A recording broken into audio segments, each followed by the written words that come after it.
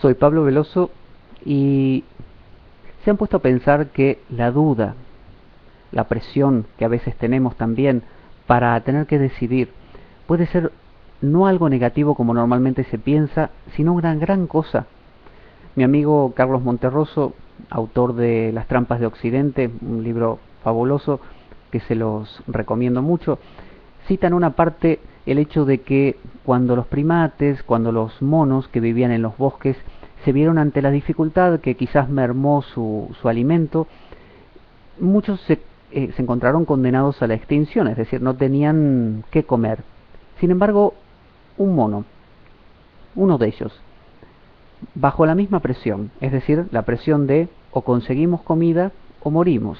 Eso estresa, es la tensión que lo tiene el animal y lo tiene el ser humano, la persona, que si no tiene ese alimento y lo sabe porque siente su hambre, eso lo estresa. El león que quiere cazar una presa y se le escapa, y quiere cazar una segunda y se le escapa, como le pasa al chita, este animal que corre tan rápido, que sabe que si pierde dos oportunidades, probablemente no tiene fuerzas para una tercera y muera de hambre. Entonces, todo esto crea una tensión, es una presión, y podríamos decir la vida nos presiona. Sin embargo, la presión es una interpretación humana. Cuando decimos que la vida nos presiona, estamos creyendo que hay un algo o un alguien que nos está haciendo algo. Mi jefe me presiona, mi mujer me presiona, el Estado me presiona. En realidad son circunstancias, pero les damos nombre y apellido, le damos cara, le damos rostro, porque nos gusta personificar, antropomorfizar y señalar. Sin embargo, imaginemos esa presión o esa situación tensionante, sin nadie que cree la presión, de ese mono que dice: no tengo mi comida, si no como la comida que debo comer muero, no hay más de mi comida, ¿qué hago? Dice Carlos Monterroso en su libro que en ese momento el mono dijo: bueno, ahí pasa un conejo, nunca he comido conejo, no es natural en mí comer conejo, yo como vegetales, raíces, frutos, corteza, pero no como un conejo, me da asco el conejo, todo mi sistema lo rechaza.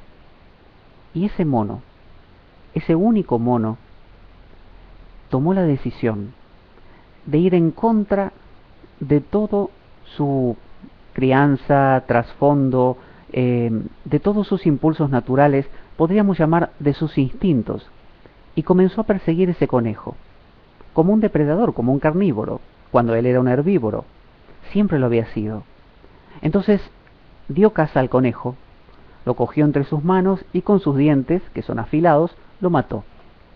Sintió el sabor de la sangre y probablemente le dio una gran náusea, ganas de vomitar, porque era muy ajeno a su sistema, y sin embargo decidió seguir comiéndolo hasta que se sació. Sus amigos en ese momento lo miraban con desprecio. Habían ya decidido expulsarlo del grupo, pero ellos estaban condenados a la muerte, a la extinción, pese a que en su arrogancia expulsaban a su compañero. Y ese que había comido el conejo era el primero de una serie de monos que, a través de la descendencia de este único conejo, metafóricamente hablando, comenzarían a comer carne, y de esa manera sobreviviría. Entonces fíjense esto, la duda: como el conejo, sigo con la comida de siempre, hago un cambio. El cambio es contra natura.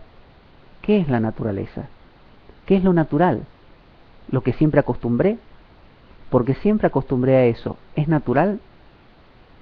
Hemos hecho esta diferencia entre natural y artificial, y nos parece que las ciudades son artificiales y el campo es natural, pero la ciudad está construida por el hombre, que su saber viene de su cerebro, y el cerebro es un órgano, y el órgano es cuerpo, y el cuerpo es naturaleza como cualquier otra cosa. Entonces un edificio, por recto y duro y antinatural que parezca, ¿no es natural también? ¿No es natural ir a comer ese conejo y generar que tú y yo estemos acá hoy? Si ese mono no hubiera comido el conejo, tú y yo no estaríamos acá. La supervivencia de los monos se hubiera extinguido en ese momento. No hubiera habido Neandertal, ni Cromañón, ni nada de lo que vino después. No estaríamos aquí.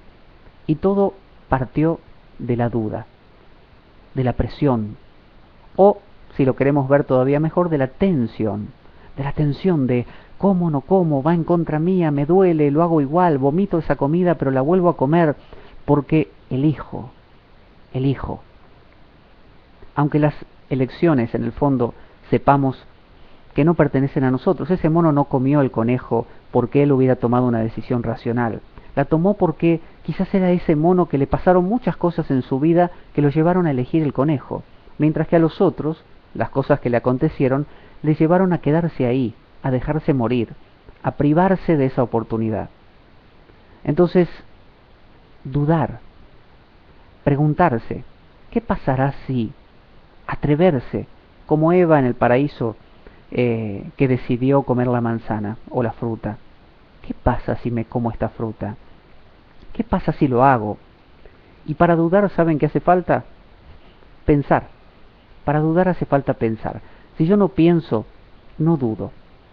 Y dudar significa temer, tensarse, pero también es crecer.